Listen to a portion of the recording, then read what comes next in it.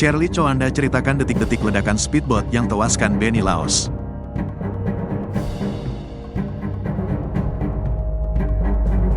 Shirley Choanda menemui jenazah suaminya, Benny Laos, yang disemayamkan di Rumah Duka Sentosa, RSPAD Gatot Subroto, Jakarta, Senin, tanggal 14 Oktober tahun 2024, malam.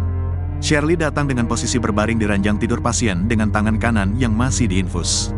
Masih mengenakan pakaian pasien dan penutup kepala medis berwarna hijau, ia datang ke rumah duka dengan menaiki mobil ambulans TNI milik RSPAD. Dokter rumah sakit yang mengawal Shirley mengingatkan para kerabat di lokasi supaya tak ada kontak fisik dengan pasien. Ketika tiba di rumah duka, kerabat dan keluarga menyambut Shirley. Terdengar suara yang menyemangatinya, "Semangat, Ibu." Shirley merespons hal itu dengan melemparkan senyum sambil melambaikan tangan, sebagai tanda salam tanpa kontak fisik. Setelah itu, dirinya didorong masuk ke dalam ruangan menuju sisi kanan peti jenazah suaminya. Di sana, Shirley memberikan kata sambutan. Intinya menyampaikan terima kasih kepada kerabat atas dukungan moral bagi keluarganya.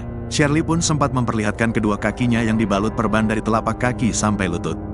"Mohon maaf suara saya bicaranya agak lambat karena ada painkiller," ucap Shirley yang terlihat menahan tangis sambil membuka kain penutup kedua kakinya. Didampingi oleh 3 anaknya, yakni Edbert, Edeline, dan Edric, Shirley bercerita selalu berpikir suaminya yang selama ini baik kepada orang lain akan punya umur panjang.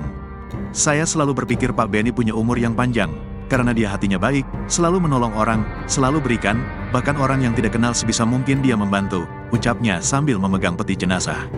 Ia lantas menceritakan kronologi peristiwa meledaknya speedboat yang dinaikinya bersama Benny Laos.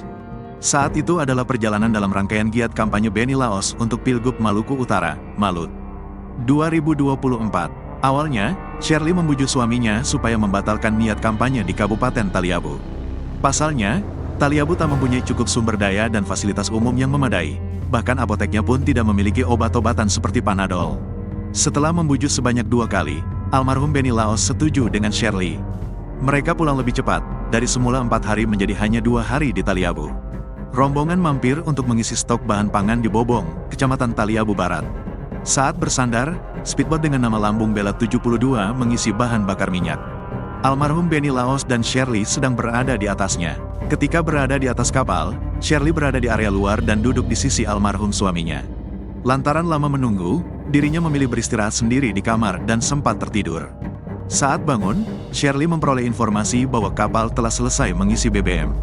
Akan tetapi, rasa janggal muncul ketika tercium bau BBM hingga masuk ke dalam kamar. Menurutnya, baunya tak seperti BBM biasa, ada bau yang menyengat hidung. Saat ingin keluar, asistennya meminta Shirley tetap di dalam kamar karena bau bensin di bagian luar lebih menyengat. Tak berselang lama, kapal tiba-tiba meledak. Sisi kamar terbuka imbas ledakan tersebut dan Shirley terpental ke depan kapal. "Biasanya BBM diisi kita di kapal juga baik-baik saja, nggak tahu kenapa kali ini kapalnya meledak," ucapnya.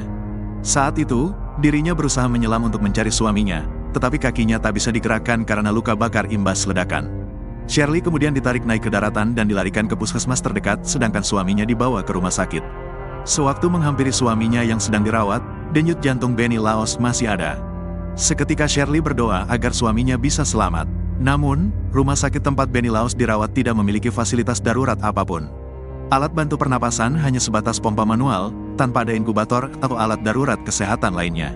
Pak Benny masih punya nadi, tapi dia nggak bisa bernapas sendiri. Seandainya ada alat picu jantung, mungkin semua akan berbeda. Saya berdoa nggak mungkin Pak Benny selesai di sini. Nggak mungkin, ucap Shirley menahan tangis. Ia sempat memiliki harapan saat dijanjikan bakal ada helikopter yang menjemput, tetapi hari sudah gelap dan Taliabu tak punya landasan yang layak. Alhasil kiriman helikopter baru bisa ke lokasi keesokan harinya. Ia cemas karena suaminya hanya dibantu alat pompa sederhana, sedangkan mereka harus menunggu sekitar 15 jam untuk dijemput helikopter. Selama 3 jam berlalu, tubuh Benny Laos yang hanya dibantu alat pompa sederhana mulai mengeras dan wajahnya membiru.